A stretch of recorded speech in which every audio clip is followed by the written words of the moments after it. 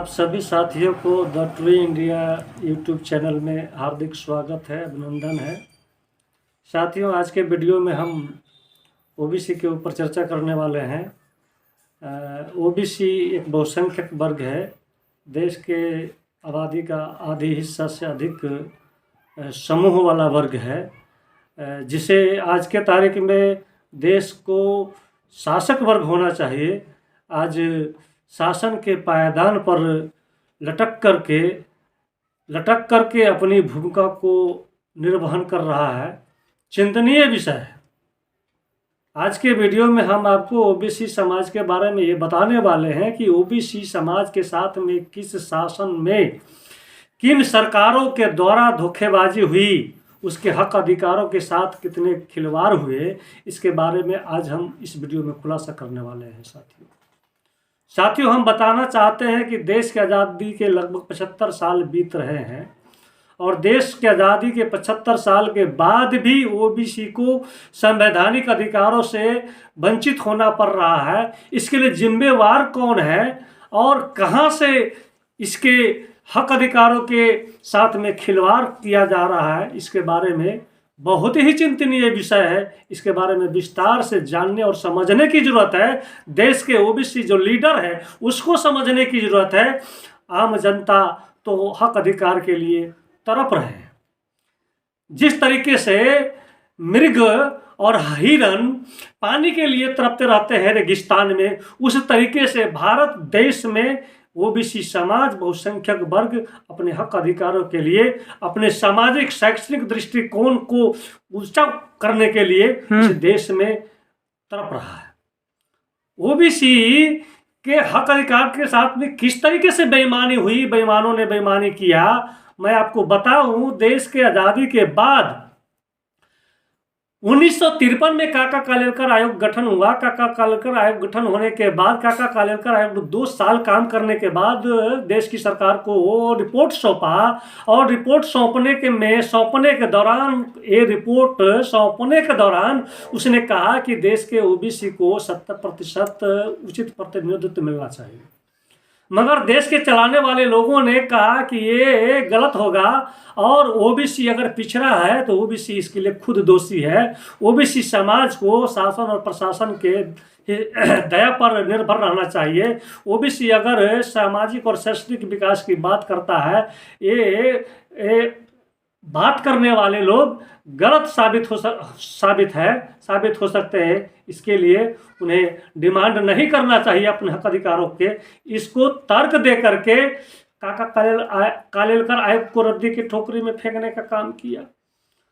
कई सालों तक ओबीसी समाज के लोगों ने अपने हक अधिकारों के लिए संघर्ष किया। मैं आपको बताऊं, 1960 के दशक में बिहार लेनिन के नाम से जाने वाले अमर शहीद जगदेव प्रसाद कुशवाहा जी ने और पेरियार ललई सिंह यादव ने, राम अवधेश सिंह यादव जैसे लोगों ने, कर्पूरी ठाकुर जैसे लोगों ने ओबीसी समाज का उत्थान और विकास होना चाहिए, उसको संवैधानिक हक अधिकार मिलना चाहिए, काफ़ी कठिन संघर्ष किया। और संघर्ष करने के दौरान ही राम अवधेश सिंह जी के द्वारा पटना के गांधी मैदान में ओबीसी समाज को पर्याप्त प्रतिनिधित्व मिलना चाहिए, इसको लेकर के एक बहुत बड़ी सभा का आयोजन किया गया था। उस सभा के आयोजन के दौरान डॉक्टर BR अम्बेडकर को बुलाया गया था। RL चंदापुरी जी भी थे उस सभा में।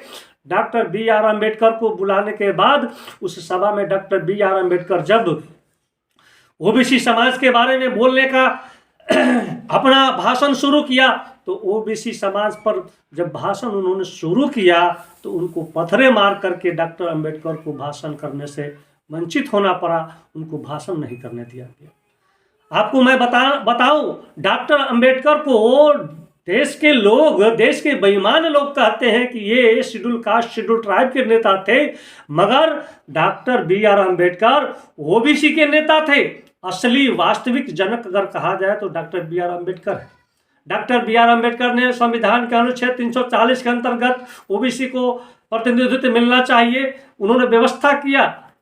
और मैं आपको ये भी बताना चाहता हूं कि डॉक्टर BR अम्बेडकर कानून मंत्री के पद से रिजाइन करने का काम किया।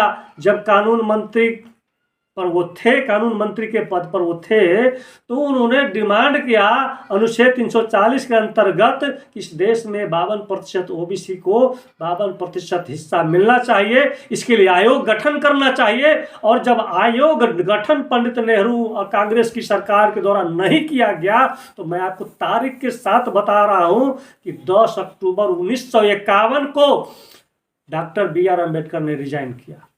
ये कितने नेता को मालूम है?